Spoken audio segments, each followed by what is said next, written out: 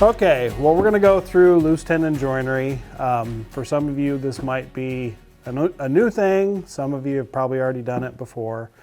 But we've got an interesting jig, and we've got project plans for this jig, so you can build your own if you want. We also have a hardware kit available, so if you decide you want to build it, let us know and we'll get a kit put together for you. And the kit comes with all the hardware and all the screws and the plans and everything. So, but anyway, I've been using this kind of joinery for quite a while. I've built 3 front entry doors with it. I've done lots of cabinet doors and things like that, a lot of face frame work and things like that. So the reason I like it is that it's a little bit more precision for me than doing it on the table saw. So the loose tenon joint is just basically kind of the way it sounds. You know, you got your rail and stile, and then you've got a slot in both pieces, and then the tenon floats. So compared to a regular tenon where you've got, you know, that you've machined the tenon on the end of this piece, you know, this one floats instead. So, you know, and if you're doing traditional tenons, a lot of times they'll do it on table saws, like with the dado stack or something like that. The one thing that I find, depending on the dado stack that you have, those tenons can be a little rough. So a lot of times you got to clean them up. So I don't like that aspect. Sometimes also the shoulders, you can get little lines across where you're cutting all those shoulders, and sometimes that can transfer into the edge of the stock. So I like the loose tenon approach to it. This one is just kind of like, these are 2 kind of common sized rails and stiles. But I'll show you a couple examples, kind of the fun stuff here. You can do it anywhere from really any thickness you want, but this is a 1/2 inch. So we've got a 1/4 inch loose tenon in there. So that's fairly thin stock. There's also, and this first example was out of 3/4, so we're using a 3/8 inch tenon. If you're jumping up to 5/4, you can go to a 1/2 inch tenon. So we've got a slot in both pieces again. Why do they call it a loose tenon when it's not loose? Well, it's loose at first. Oh. Yeah. Okay. So, yeah, because otherwise this piece, the piece that would have the tenon on it, that would be part of this piece. Oh. So in other words, it would be part of this walnut board. So you'd have to plan on the end of that being trimmed away to create a tenon there. So that would be just a standard tenon. So that's where the loose part comes in. Yeah. Okay. Yep. So that's tenon jigs that are not loose. What's that? They make tenon jigs that are not loose. Correct. But you can make your own if you want to. They do, yeah. And like I have a mortising machine at home, so it kind of looks like a drill press. It's got a chisel in it with a bit in the middle. You can cut out, you know, a square hole basically, and a series of square holes to do your mortises. There's pros and cons to those too. The thing that I don't know, maybe it's the one I have. I have a Wood. What's the yellow and green brand? Wood. It's not Woodhaven, but Woodstock maybe. Oh yeah. So anyway, it's a really heavy duty machine, but I find that just the way it's made, you have to have a hold down, because when you go to cut, it wants to lift it back up. And then if your chisel isn't real sharp, then you got to really press hard. So it's important to keep that chisel sharp. Then you have to have different size chisels too. There's 1/4 inch, 3/8 and 1/2. I think you can even get up to 3/4 inch, but that machine just kind of sits around and collects dust for me at this point. Sometimes what I will use it for is if I'm doing some sort of mortise and tenon, I like to do little square pegs to where it looks like there's a peg through the tenon. So it cuts like a perfectly square hole, which is kind of nice. But anyway, that's an example in 5/4. Now when I built my exterior doors, I was working with really thick stock. So I mean, rather than having one tenon, I've got multiple tenons here with multiple slots. And that just gives me a little bit more of a strong joint versus one. And so that's a good way to do it too. So if you have, a large piece or wide piece, you can do multiple tenons then too. Here's one that's kind of fun that I've done.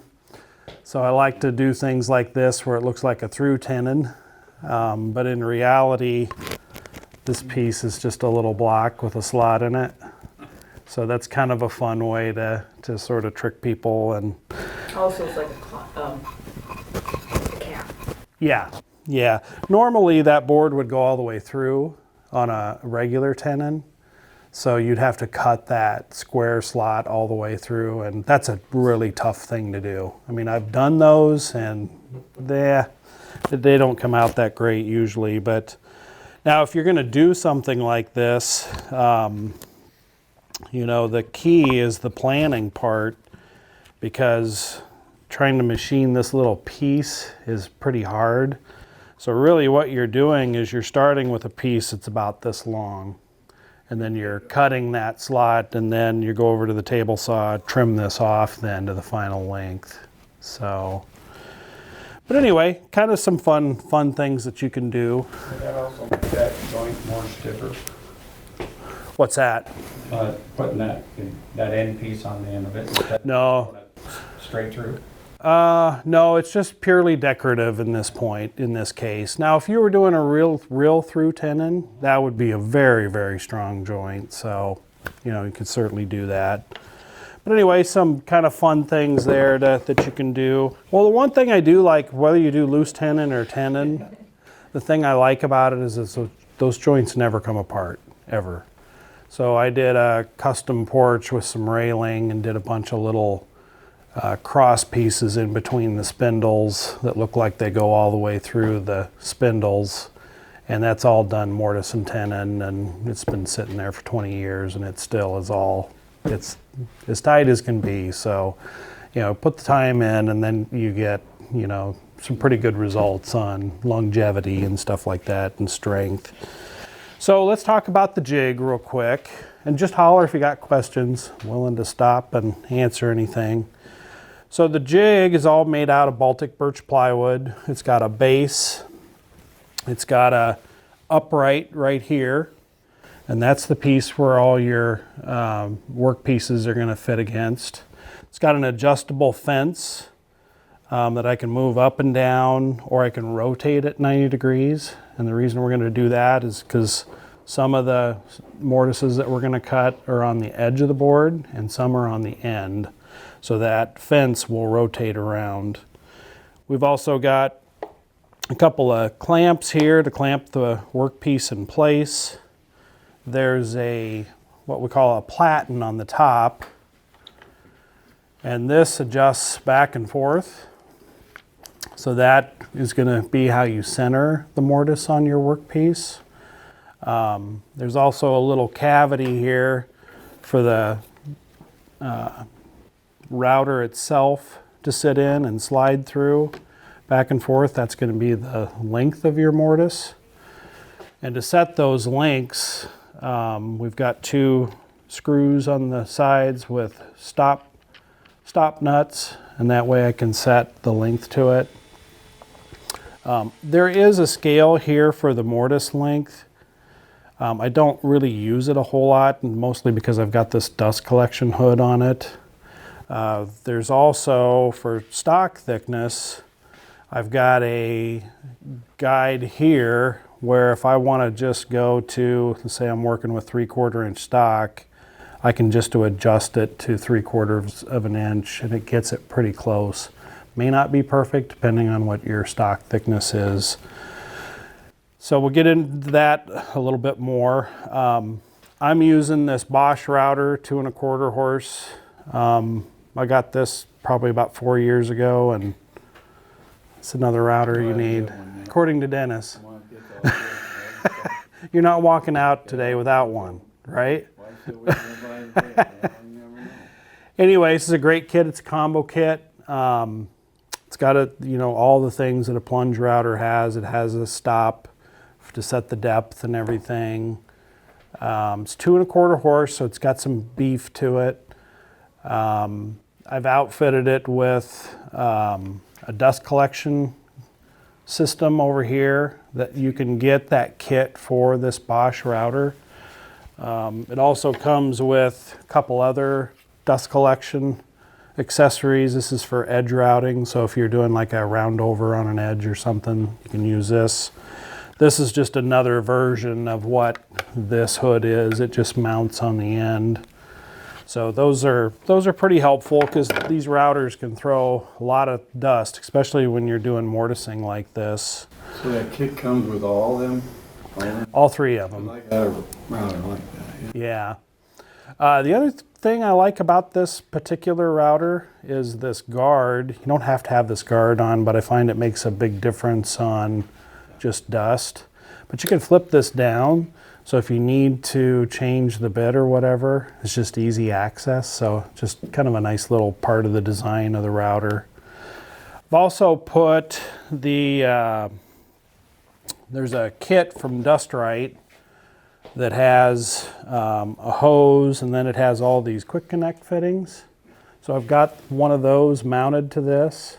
So the hose just snaps into this, but I can also use this for sanders and palm routers and all kinds of different things, chop saw, whatever. So that's kind of a neat system. Comes with 4 different sizes of fittings for all your different sanders and stuff. Like this one typically works pretty well for like the random orbit sanders and stuff like that. Rockler just kind of redid this about a year ago. They had one prior to this, but they added these clamps on here, which are a nice touch. Sometimes these fittings start to wear out a little bit as you use them.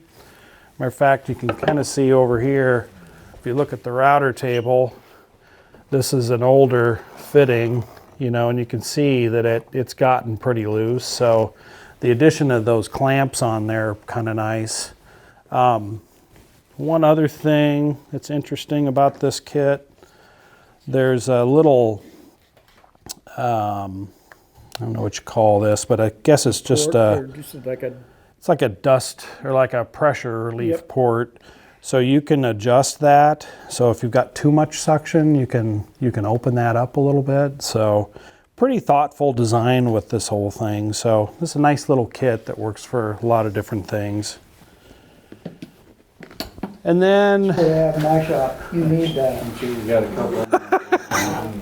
Yeah. And then we're using spiral upcut bits for all of our cuts.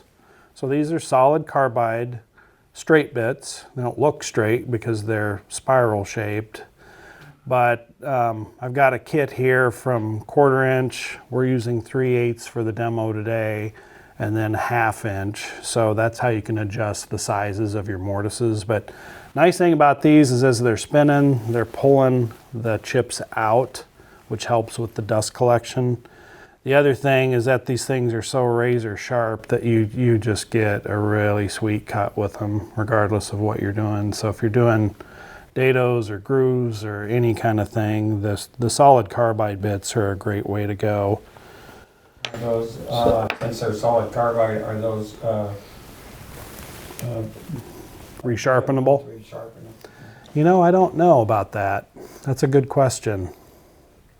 I'm still on the same set I've had for a long time, so I've never had to sharpen them. Yeah, but if you use a regular straight bit, you got a really rough chopping action for this kind of stuff, and it's easy to dull one of those in no time. But Oh, one other thing, I don't remember, that kit comes with the 1/4 and the 1/2 inch collar. oh, on the router? Yeah. Yes. Yeah, it does. Yep. So, and the biggest thing with these, and you all know that I gave Dennis the raspberries about not cleaning his bits. Keep them clean, makes a big difference. Yeah, Dennis showed us his little cleaner Oh, buddy. thing that he had last week, the electrostatic thing, so that was kind of fun. But so with Quarter or half-inch shank. the 3/8 and the half-inch or half-inch shank, and then the quarter is a 1/4-inch shank. You can get the quarter and a half-inch shank though if you don't want to switch them around. So just depends on how many router bits you want with your routers, right? So let's talk about tenons a little bit. That's one thing with this is you have to make your tenons. So I've got some different sizes here that I've made, all the way from half to 3/8. I don't think I have any half-inch ones out here, but anyway, I like to use Baltic birch for these. You can make them out of whatever you want. You know, if you're using oak, just make them out of oak. The reason that I like the Baltic birch ones is that Baltic birch is always just a hair thinner. So half-inch Baltic birch is just a little less than half-inch. So if I'm cutting a half-inch slot in these, it gives me just a tiny little bit of play for glue and stuff like that. But if you're wanting that stuff to fit tight, you can machine these to whatever you want. So really all you have to do is just cut them to width, and then just put a round over on both edges. And we'll show an example of that. And then really the trickiest thing is just cutting them to length. You know, when you get into these little tiny ones, you know, cutting them on the chop saw is a little unnerving because it's a tiny part. Do your round over on a long piece first, Yep, and then cut them. definitely. Yeah, because if you're trying to do a round over on this, no, that wouldn't be good. So that's kind of why I've got these longer pieces. You know, it comes, you can make these as long as you want. But anyway, cutting them to length, usually I just put a little piece of tape or something on the chop saw, move the piece over, cut it, move the piece over, cut it. But make sure and keep these, you know, keep your hands away from that blade. Don't get into, you know, these are, to me, these are spent. I don't want my hand right here while I'm doing a cut on the chop saw. So, I use a sled oh, that's a great idea too. with the block against the, Yep, against the fence. keep going. Yeah, yep. The Incra sled that we love here is a nice way to do that too. So So you have to make them an exact length that they bottom out in that slot? correct, yeah. So when you're, They can't have any play. well, I've actually built in a little bit of play on mine. You can see that it moves back and forth quite a bit. And then of course you got the thickness, but yeah. Talking like a few thousandths of an inch Yeah. for the glue to adhere to. Yeah, and I, just knowing the way I build stuff, I never do it right. So I put a little play in there so I can adjust things. Yeah, and a lot of that's, you know, just trying to get, you know, like on a joint like this, you know, I want to be able to move that back and forth when I go to glue up. You know, I mean, I could do a better job, but I just never do. It seems like. So anyway, that's kind of up to you when you make them though. You can just decide how much play you want in there. You know, and a little bit of play in there is not going to make any difference on the strength of this. I mean, once it gets glue in it, it's going to lock in pretty good. I think one of the questions might have been that tenon length The isn't, length, yeah. it's bottoming out not in- bottoming out. Yeah. Right, so the tenon length, I usually make them about a 1/16 inch less. There you go. Yeah, between the two Make 'em all mortises. So, Because once you do with the router and go down, they're all the same depth. correct, yeah. So you can decide whether you want to go a 1/16 inch deeper. So if, in other words, if I have all my tenons at 1 1/4 inch, then I'm going to go just a little deeper than 5/8. You know, or if these are 1 1/2, I'm going to go a little deeper than 3/4 on that slot, that mortise that I make. Or I can set it at 3/4 and then cut these at a 1/16 inch less. It's really whichever way you want to go. Yeah, But it's better to have them a little short than too long when you get a gap. yeah, and as always, test fit everything before you glue up because you never know what you're going to run into. But you're exactly right. Yeah, you don't want these things really bottoming out and then having a gap in your joint. So what we're gonna do is we're just gonna go through and we're gonna make a face frame real quick, and then I'll just show you kind of my process that I use. So I've got two styles here, and then I've got a couple of upper rails, and then I've got a lower rail that I'm gonna put all this together. So the first thing I'm gonna do, and of course I didn't grab my tape, so I'm just gonna put a mark on here where this center one's gonna go. I'm gonna call that lucky number 7.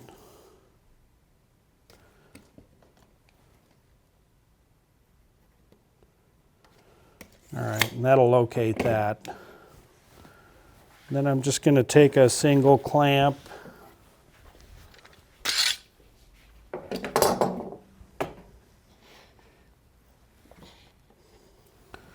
and dry clamp this together.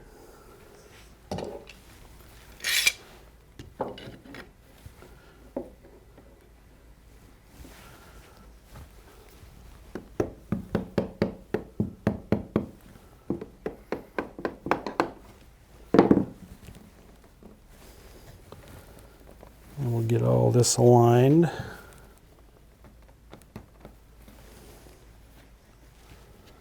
We've got our upper rail there, and our lower rail. Oh, thank you. Good catch. That's why we keep you around. You betcha. Four. You write me a check. Okay. Put the zeros behind a 1. Boy, they love you, don't they, Dennis? Man, oh man. We're working this pretty hard today. All right, I got everything roughly lined up there. Put a little bit of pressure on this.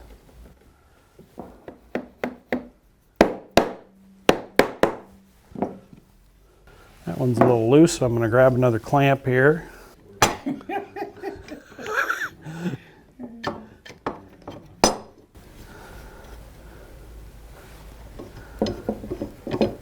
But you get to see us. Oh, yeah. I Huh? haven't been here. Oh, we get to see him. Yeah. That's the other way around. That's a good thing, right? Yeah. Okay, so I've got all those rough clamped. These are 2 1/4 inches wide.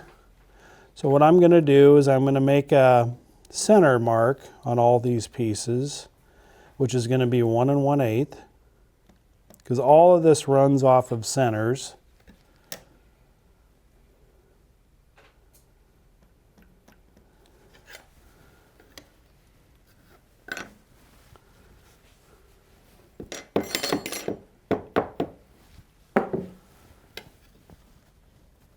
Make another one at 1 1/8.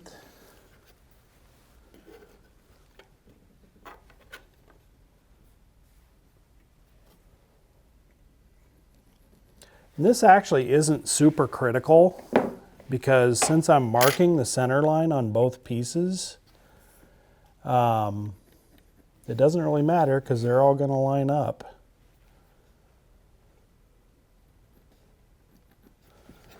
Mark those. Do you ever have to check to make sure you're actually square? Yeah, we just went through, we're doing a workbench project right now that's going to be a class, and we went through about, the first step in that is to make sure your saw is tuned up. So we went through and talked about getting the blade straight up and down, making sure that your miter gauge is square with the blade, and doing test cuts and stuff like that to be able to check that. So, because if you're not square right off the bat, you're going to run into troubles. Yeah, I mean, then you're going to be trying to clamp things, and so that's something that's coming up. And if you guys have an interest in that, we'll do something on that because it certainly is worth the time to get it set up. So I've got all my centers marked. One thing with this jig is that I want to make sure that all the pieces are oriented up against that upright the same. So what I mean by that is I want all the faces on this as I route this up against that upright. So I don't want an opposing face on there. And that way I can keep everything straight, and you'll see it here in just a little bit. But if I route everything from the same face, then even if my mortise isn't centered on the edge of the stock, they'll all line up. Everybody following me there? And I'll show you when we get into it. So what I do is I just go through and I just mark these pieces. And this is going to tell me where those joints go. And then it also gives me a reference that this is the face then. And that way I won't be flopping these pieces around. So I've got all those marked. Do you mark those with numbers or letters? I just mark them with letters, or with numbers this time, but you can do whatever. You can write yourself a little note if you want, or... So you did the top and the bottom, like on the bottom board too? Do you have to? Well, this one, since I've got these marked, I know that these are going to be oriented this way. And then when I go to glue up, you know, I can see that there's no 1 there. So I don't ever mark this other side. You sure could if you wanted to, just to kind of help keep things straight. Does that answer your question? Yeah, that's what I was wondering. Okay. Because if you gotten that board flipped over, then Yeah. Yeah, if you get this board flipped over... talk about the other one that you didn't mark. Which one? The one right there in front of you. Did you mark that? The one like closest to you? Oh, these two? No, just. He's talking about this board here. Oh, the only one that I marked down there was down here. Okay. Yeah, and that way I know the 4 and the 4 go together. Okay. Yep. No, it's a good question, because if you do get these turned around, and let's say I marked this at 1 1/16, you know, but the other end was marked at 1 1/8. Well, now I'm going to be a 16th off right off the bat. So it's important to keep those marked. Now the other thing, even though all these run off of centers, there's a little bit of setup involved. Good morning, Dwayne. You're late for class.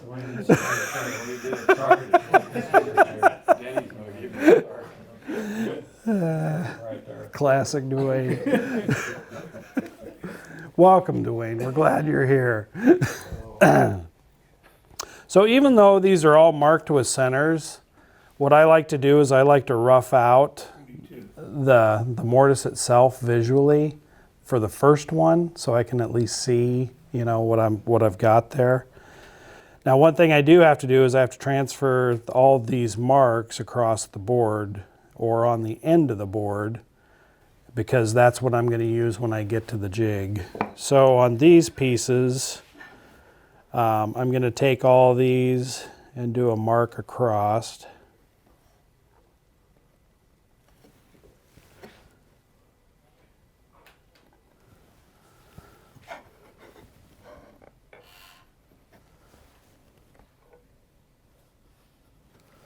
And you just want to try and get these as close as you can.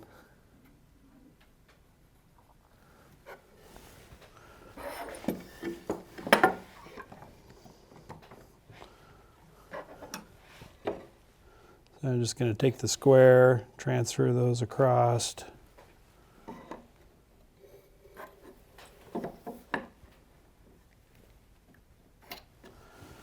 If you need a vise, if you don't have a vise on your bench, that's a great way to do it. Just clamp a hand screw to your bench, and then it makes marking all this stuff a whole lot easier.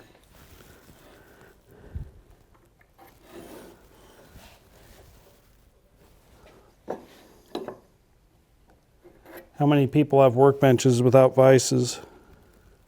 Anybody? Me.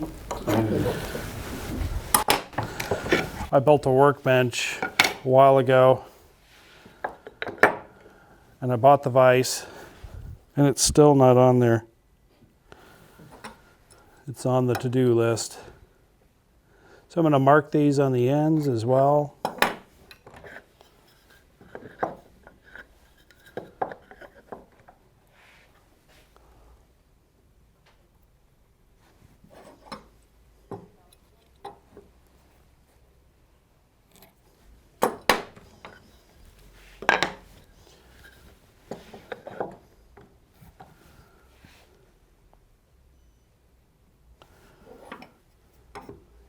Theoretically, these wouldn't all have to be marked, but I'm just going to do it just to keep myself in check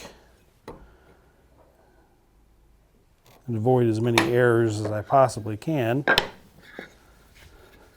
Because I don't know, it's like woodworking, it seems like there's always something that you missed or it didn't come out right. And then you end up doing it again. So overconfidence is not your friend. No. I don't know. I feel like projects, it's like, you know, if you could build one and then you were able to build 2 or 3 more, the second or third one's easy. You know, it's that first one that's just like, you're trying to figure out a lot of stuff, you know. Yeah. All right, I've got all my centers marked. And then I did do, like I said, I roughed out the dimensions of the mortise on the end and on the edge. So we're using a 3/8 inch bit. I want this mortise to be, let's see, 1 1/4 inches long. I think that's what I did. Might actually went a 1/16 more. I did. So I went a 1/16 over, or excuse me, a 32nd over 5/8. So since I'm doing these tenons at 1 1/4 inches wide, I went on ahead, I'm going to make my slot 32nd inch longer on each side of that. So I marked over from center 5/8 plus a 32nd on both sides. And then I had marked the center then too at 3/8 and then went over 3/16 of an inch and over 3/16 of an inch. And I don't know how you guys mark these things, but I'm kind of the king of this. You know, I get a mark and then I just use my finger. Not super accurate, but so let's get into the setup on the jig. And to be honest, the setup is really kind of what takes the most time. Once you get these things set up, it goes pretty quick. So I've got, this is my face that I marked. So I've got that clearly marked. So like I said, I want that up against the upright. So all those cuts, make sure that that mark is up against the upright. I'm going to pull the router off here real quick. And I like to set the jig up in the horizontal position first for setup. It's just easier for me to get everything lined up and stuff. And then once I've got that done, as far as the bit located, then I can go through and do everything in this orientation. So we'll cut all the slots in the 2 rails first. So this fence, you can just loosen it. And then we'll just butt it up tight. Tighten our lock knobs down. Now it can't go anywhere, up and down. So now I can slide it over. And you'll notice I've got a couple of marks here that mark center. So I've got a tiny little mark there. So I'm going to line my center line up with that mark. And then once I get it in place, I can clamp it in place. So pretty easy. Now my Platen here, this used to be a little cleaner, but I've made a few boo-boos and this has gotten bigger over time. So this used to be just a nice little slot, but it's gotten larger. So that's why I've got some multiple center line marks here. But the next thing I need to do is I need to get this Platen centered. Like I said, I can go to this gauge over here, the stock thickness marker, and I'm just going to go on ahead and start at 3/4 and just see where I'm at here. That should get me really close, probably close enough. And then we'll get our router up here. This is kind of going to be a tough one for them to see, Dennis, but then I'm just going to drop it down and just do like a visual check, which is not easy with this hood on here. So it looks like I've got to move it just a nudge.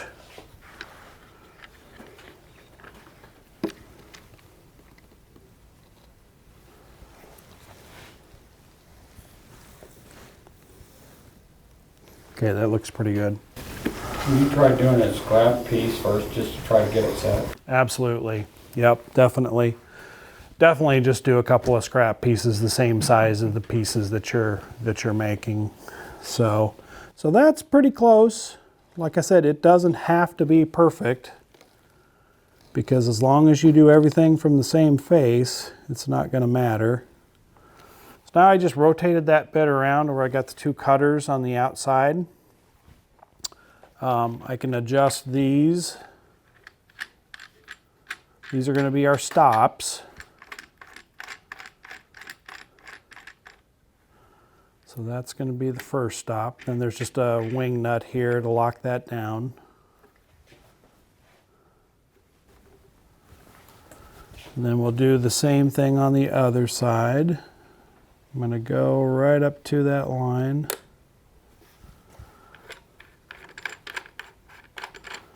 Adjust our stop over. Oops. Get our wing nut on this side locked down.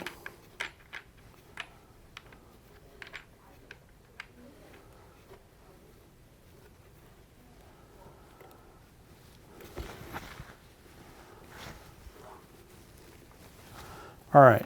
And I don't know if I could get it or not, but you understand what he just did, right? You could see what he was doing? Yeah. Okay, stop. good. Yeah, so that's going to set the length of my mortise. So I've got both stops set. Since this is a test piece, one thing I like to do, sometimes I'll just, rather than just cut the whole thing first, just go on ahead and, you know, I want to know, is it centered this way? And are my stops set right? So I can go over to one stop and just drop it down and bring it up, just barely touch it, pull the router off, and then just take a look at where that router bit landed, and it'll show me if it's off slightly. I could do that over on the other side as well. Even if this was your final piece and it's off and you got to adjust it, nobody would ever see that when you put it together. So I mean, you know, it's no big deal. So let's do that. Let's go on ahead and do our test piece here.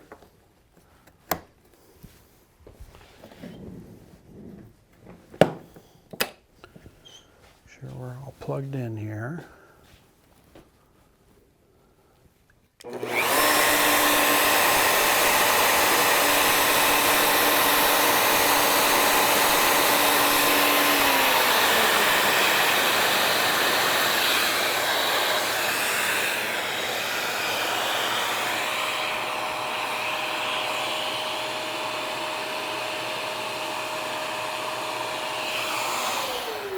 Thing runs a while.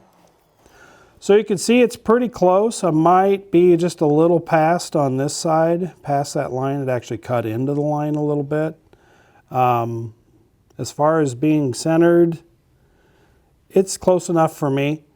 You know, if you wanted to adjust it a little bit, you could, but all in all, I think I'm in good shape here. So I'm gonna just leave everything alone, because sure as heck, if I start adjusting things, it may be off further. So I'm satisfied with it, and I'm going to move on. So let's go ahead and cut this piece.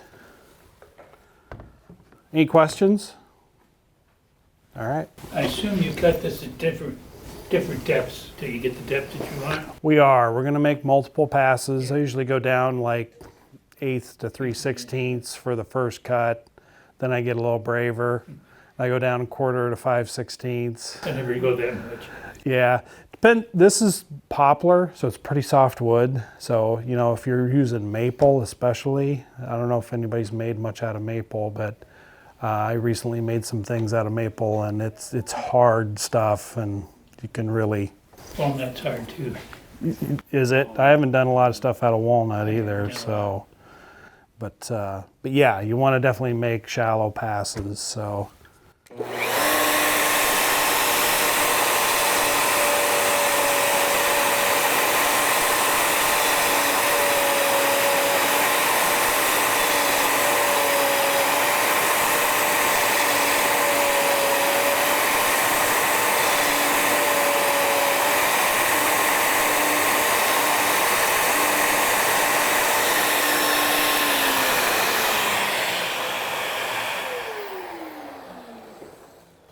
So when I routed that, I went down and went over and then back, because it tends to leave junk in the mortise itself. So that helps just kind of eject those chips. And then I go down, make another route. But looks like it routed it pretty good.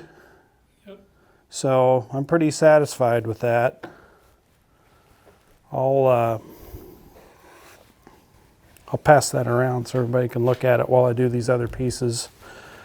So now I can go on ahead and do all my... You get enough for today? That's good enough for me. Are you good with it? I mean, you can adjust it. He's I gonna adjust it. expected it. It looks good to me to my eyes. So I'm going to go on ahead and do my rails, or excuse me, my stiles. Remember, this is your face, so Yeah. make sure that that's up against the platen, or excuse me, the upright. I'm just going to line that up, clamp it down, and go to town here.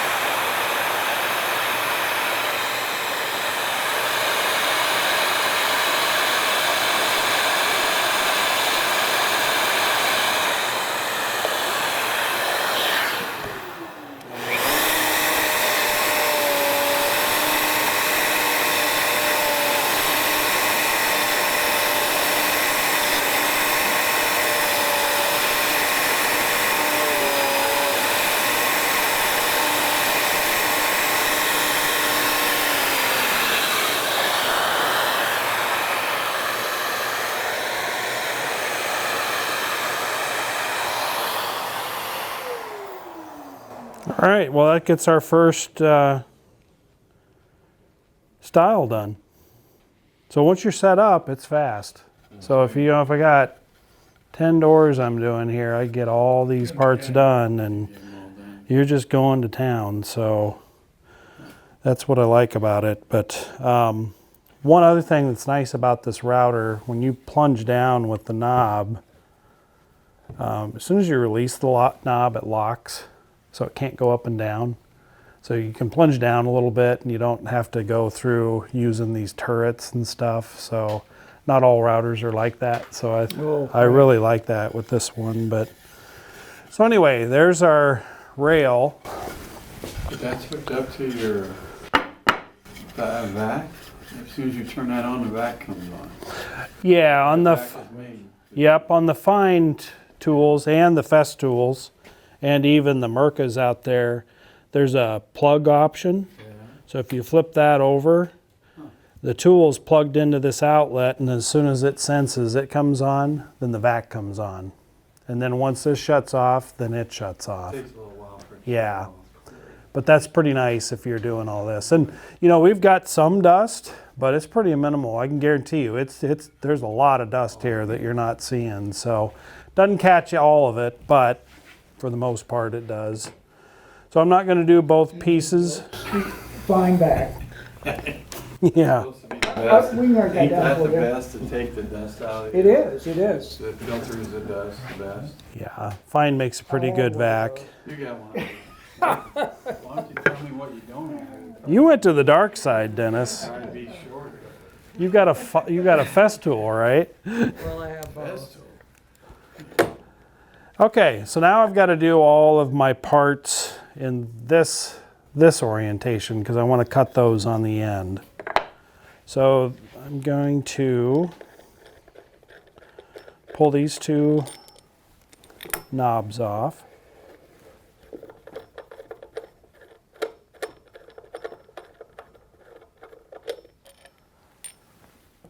And I'll just orient it this way so you guys can see it a little better.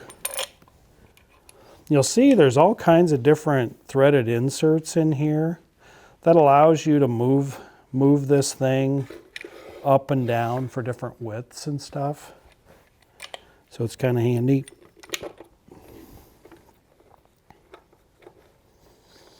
And Rockler makes, you got to hand it to them. They make such nice hardware. These lock knobs with this extension is perfect for this kind of jig. You know, even their knobs that they have are all like rubber coated and stuff, and there's nothing cheap there, so they do a good job of that. Looks like I put that one in the wrong hole.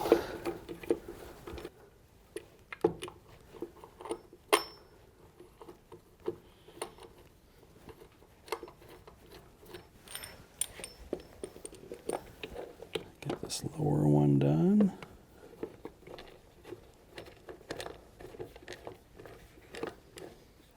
Now this one's a little more tricky to set up because we want to try and get it straight up and down. So what I did on my jig was I pre-marked all these lines, you know, for 1.5 inch stock, 2 inch stock, 2.5 inch. I marked that line all the way up and down, and that way if I know I'm working with, you know, in this case we're working with 2 1/4, but this is going to be kind of a start point for me. It helps me get that fence straight up and down too, just kind of a visual. So okay, here we go again. We got our mark. We'll make sure that this piece is straight up against that. So I like to take just a little mallet and tap this thing over. So I don't have this fence down real tight, just kind of semi-loose. So my goal is to make sure that I'm getting this line, this center line, lined up with the other center line.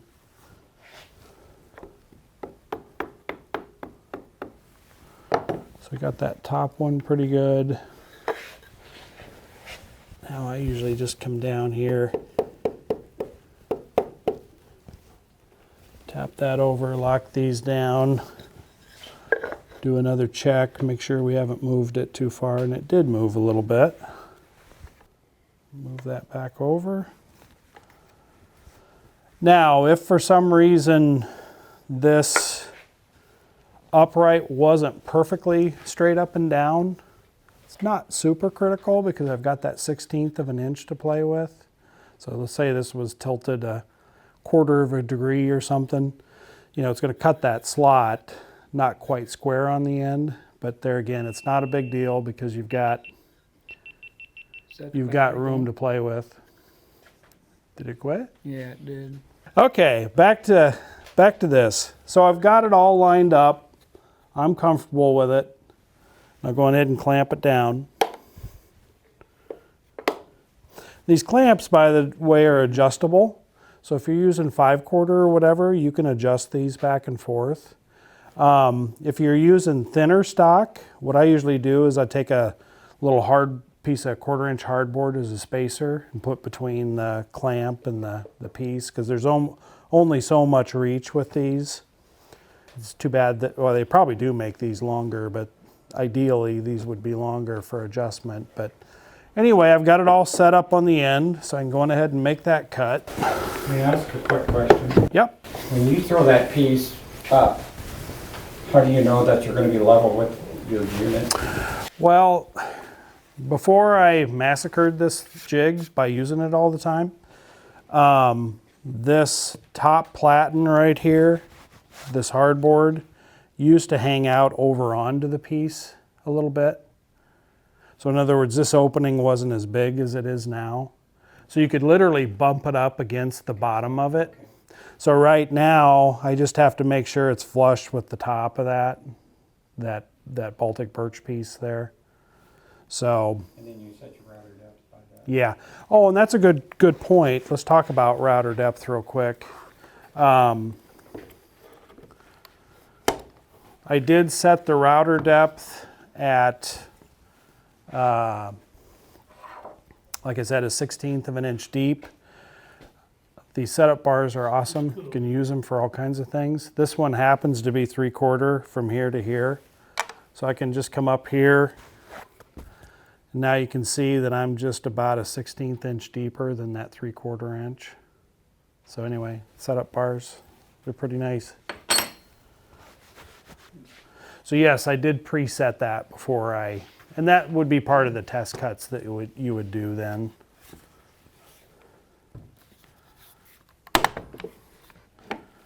All right, we'll go ahead and route this one.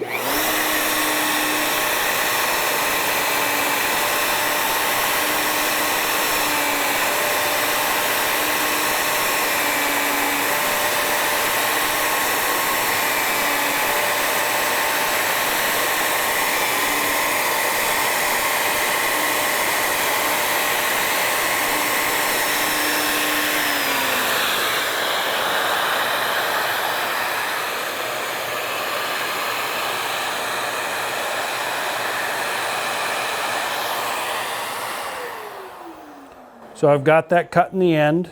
Now I'm just going to flip it around.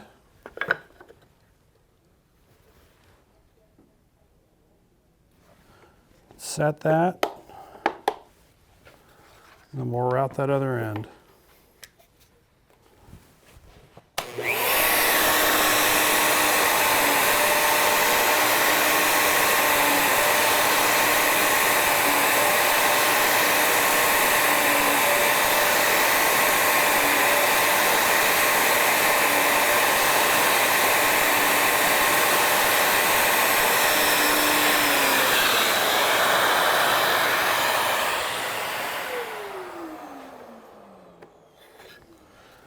So here again, relatively quick and easy. One thing when you're routing end grain, it tends to route a little harder than the edge grain does. So to your point, just going down 1/8 to 3/16 on each pass is a good thing, especially if you're getting into really hard woods. Not so bad on this stuff. It'll splinter out on it if you're not careful. Yeah, it will, yeah. And you just get a lot of chatter as you're going along too. It's not going to be real smooth, so it's hard on the bit too. So that leaves us to this wider piece.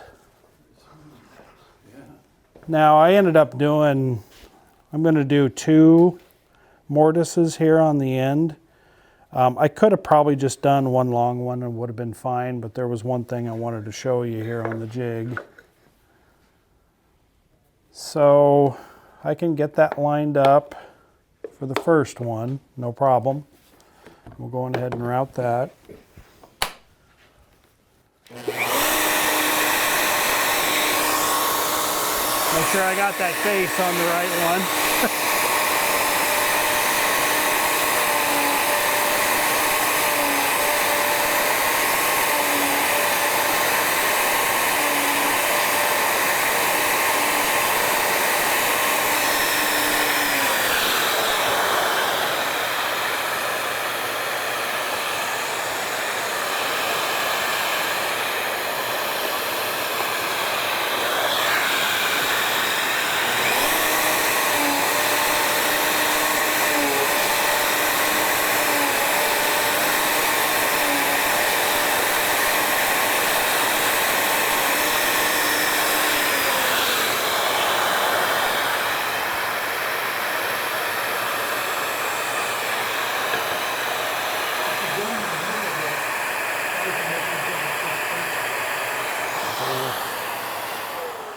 What's that? If you're going to the middle of that for your mortise, what difference does it make which face goes there?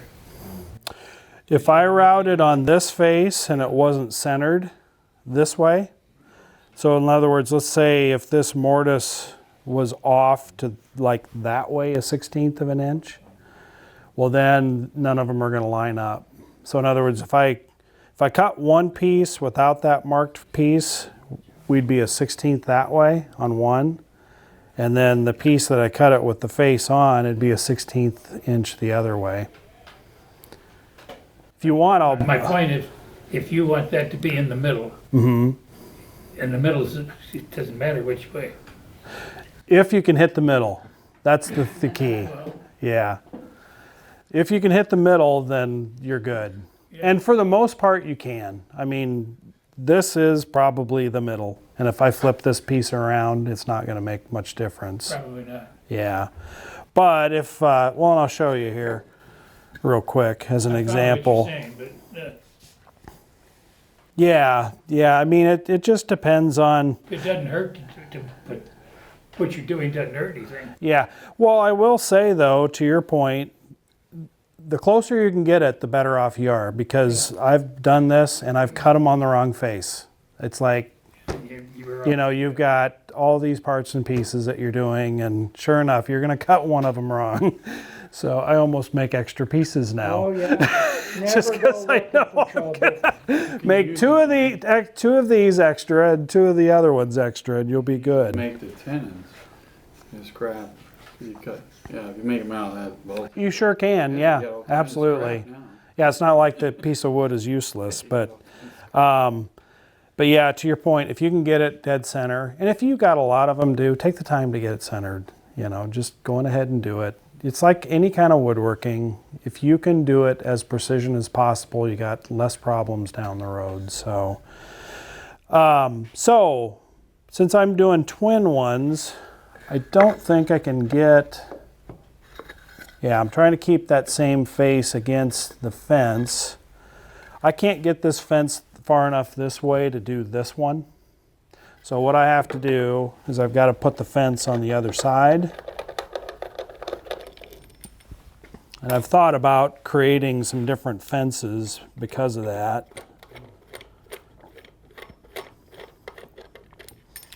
One other quick thing, while I got the fence out here, you'll notice there's a little saw kerf relief there. That's so sawdust doesn't build up on that edge. So you've got a place for sawdust to go. So I'm going to flip this around.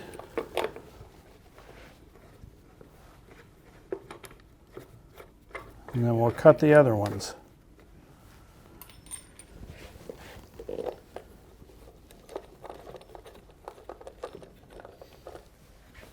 You know, and just to be honest with you, this all goes a little quicker when you're not demoing it.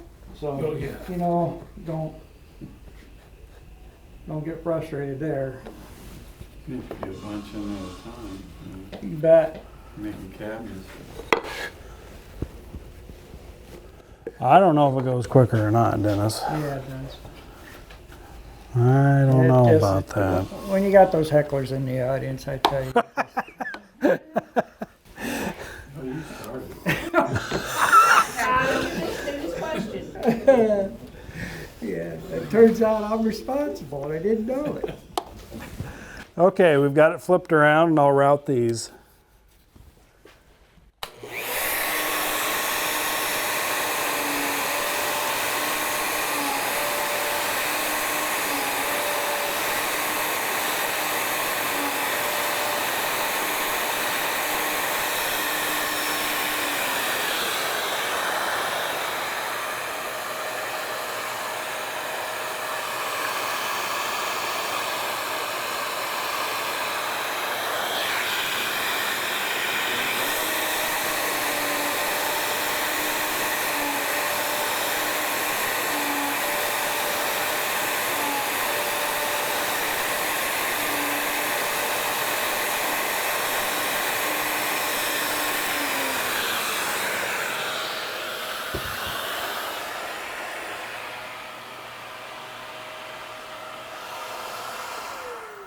All right, then we got our twin twin mortises cut on that one. And it does look like I'm slightly off. If you look at that close, I don't know, it depends on how long you stare at it. It could be off a little bit. You're your worst critic. Yeah. Everybody tells you. See, this is a little thinner here than it's over there. See, you saw it. So we also need to make our tenons. So I've pre-ripped some strips to 1 1/4. This is 3/8 inch stock. Best way to do this, as far as the round overs, is to do it on the router table. So a couple of things I got to do, and this is pretty basic stuff, but I'll go through it. This is 3/8 inch stock, so I'm using a 3/16 inch round over bit. So that's a, what, 3/32 inch radius? Or is it 3/16? It's 3/16 inch radius. So I'll get this adjusted to where that shoulder is just gonna bite into that a little bit. We'll lock that down. I recommend using the fence when you're doing this kind of stuff. Just because you're cutting the radius on both sides, so that bearing would actually cut into the wood a little bit if you don't use a fence. So fence just gives you a little safety factor there too. I think it's just a little high, Denny. That's what I was thinking, but I didn't want to say it. You didn't want to say anything, huh? You're just gonna let me route it, huh? And first time for everything. Say that.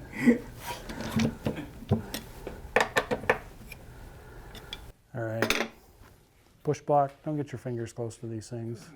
I mean, it seems like a little bit, but it can just take the end of your finger right off.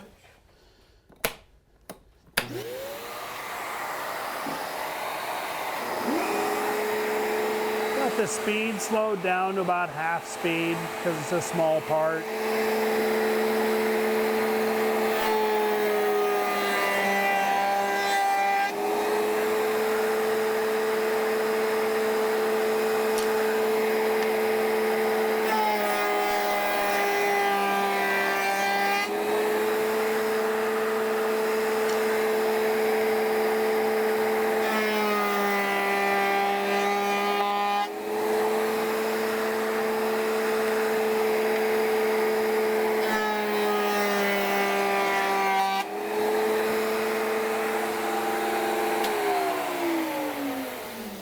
So pretty easy, you know, you can just make up a bunch of stock, long stock, and then you're just gonna cut them to length. So I gotta test fit it, make sure that it fits okay. And it's actually a little sloppy. But anyway, that's something that we would work on if we were doing this on an actual project. But good news is it fits. So I've got this piece, it's all pre-done, that I pre-cut yesterday. And Dennis was watching me put it together, and I was off on a few things. So I did have to take a few pieces back and just make those mortises a little longer. So don't get upset if that happens. The jig's there. You can just take it back and get them set up. But really pretty simple at this point. We're just... Well, let's just harp on that for just a moment.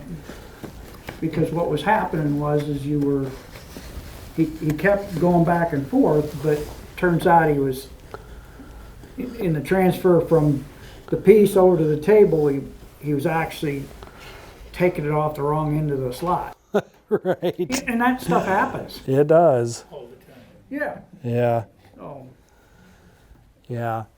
So like I said, you know, when you go to clamp this up, I like a little play there. I can get all these ends flush, get everything lined up, you know, after we've got our glue on, and then get it clamped up, and now I've got a frame that'll never ever come apart. So it's a good way to do things. So that's kind of it in a nutshell. I'm trying to think if there's anything I haven't covered. If you are interested in this project, just to give you a little back history, this was designed by Jim Downing, which is my dad, who used to work for Wood Magazine back in the day. He was one of the 7 people that started Wood. He hasn't been there for a long time. He was there for about 25 years, and this was one of his designs, one of his personal designs that never ran in the magazine. But so I took it, modified it to my new router, and then drew up some plans, and we have the plans online. I think we've sold about 150 plans so far.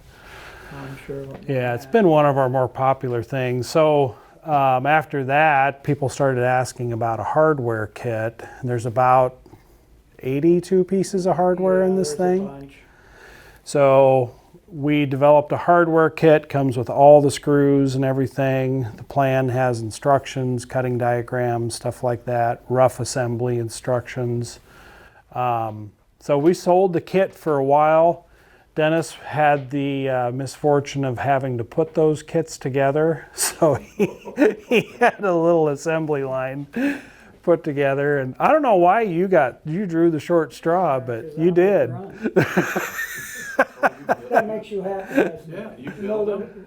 We don't have to build it. You build No. them on- Oh yeah, see that shaper? He can build them all day long. I thought you got the hardware kit and you bought It the was wood. the hardware kit. Let's just be clear on that. Jim. Anyway, you also get all the Baltic birch and the hardboard and everything with the kit, so it's a complete kit. Everything, yep. Oh, it was? Yep, I see, that's new to me. yeah. Oh, you had to go So anyway, we quit doing it just because trying to get all the parts became an issue, and we were running to the hardware store half the time and stuff. But anyway, we're going to reintroduce it again. We haven't done that officially, but if anybody wants a hardware kit, just let us know and we'll put one together for you. So we do have it. I want one. You want one? All right. It's worth it because then everything's there. And I will say, when you build it, this is going to be one of your, you need to build this thing as precision as possible, because if it's not machined right when you make it, it's going to show up. So not that it's a hard thing to do, you just want to take your time and, don't think that you're just going to build it in a weekend, and which you might be able to, but take your time, make sure everything's straight and square, and it'll be a good jig for you. And like I said, I've used it for a lot of things. Now, when I did my big doors, I used it for all the rails without any problem, but I had 82-inch long pieces that were 1 3/4 of an inch thick and too big for this jig. You couldn't really bring that to the jig. So what I did was I created a small handheld jig that just clamped on, and then I just used router bushings, template guides with the straight bit, and so sort of preset all that for all those cuts. And that way I could just take the piece to the stock that I'm working on, clamp it on, route it. So, and if you ever want to see that, I'll see if I can dig that up in the shop and show that to you guys at one of these sessions. And matter of fact, maybe next time I'll bring that and we can take a look at it real quick. So another way to do it. And if you're not wanting to build a jig, you can do all of it that way. But the problem is, if for most common things, for small stuff like this, it's hard to take a little jig and clamp it on there. They do have the Craig jig. I don't know if any of you saw the Mortismate. It will do this sort of thing too. I don't like the Mortismate personally because I just don't like holding on to a drill. That's been my big sort of like, I built a bunch of outdoor furniture with pocket screws once, and it was all weekend just driving those screws and drilling those holes. And I tell you, I think my hand recovered for about a month or two, but not that it's not a good tool. It's just, I prefer that smooth action of the router and having a jig. And for me, that's just a little nicer experience. So, but anyway, that's kind of it in a nutshell. Any questions? Smart remarks? I Criticisms? make a lot of pens because I don't have a wide enough planer. So I have to Oh, yeah. put those together. And if you use these, You could pin them if it's very together. long, it keeps them from. Yep.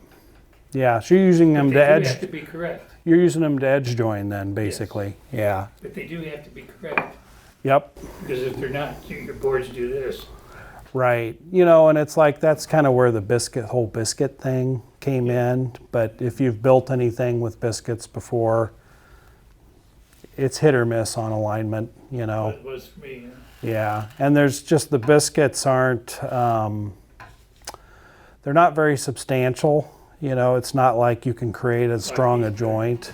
If you're doing like a face frame or something like that for a kitchen that gets, you know, glued to a whole cabinet, that's one thing. But if you've got a door that, you know, that might get slammed accidentally or something, so you want to make sure that you're not using biscuits and stuff. But yeah, it'd be great for edge joining stuff. So absolutely. All right. Hope you guys enjoyed it. Hope you got a little bit out of it. Yep. We'll see you next week, hopefully.